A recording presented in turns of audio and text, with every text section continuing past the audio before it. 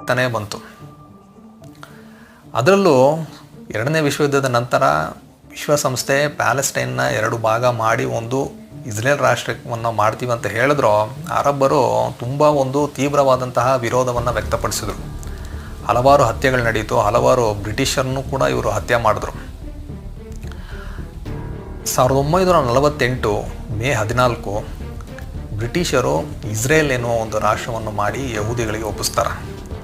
ಇದಾದ ಮಾರನೇ ದಿನನೇ ಅಂದರೆ 1948 ಮೇ 15ನೇ ತಾರೀಕು ಈ ಅರಬ್ ರಾಷ್ಟ್ರಗಳೆಲ್ಲ ಸೇರಿಕೊಂಡು ಯಾವುದ್ಯಾವುದು ಅಂದರೆ ಅರಬ್ ಲೀಗ್ ಅಂತ ಒಂದು ಇರುತ್ತೆ. ಅದು ಒಂದು ಅರಬ್ ದೇಶಗಳ ಒಂದು ಸಂಘ.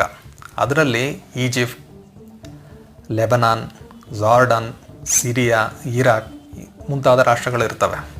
ಇವರೆಲ್ಲರೂ ಸೇರಿಕೊಂಡು ಅರಬ್ ಲೀಗ್ ಅಂತ ಹೇಳಿಕೊಂಡು ಪ್ಯಾಲೆಸ್ಟೈನ್ ಒಳಗೆ ಬರ್ತಾರೆ. ಅಲ್ಲಿಂದ ಮೇ 15ನೇ ತಾರೀಕಿಂದನೇ ಇವರು ಇಸ್ರೇಲ್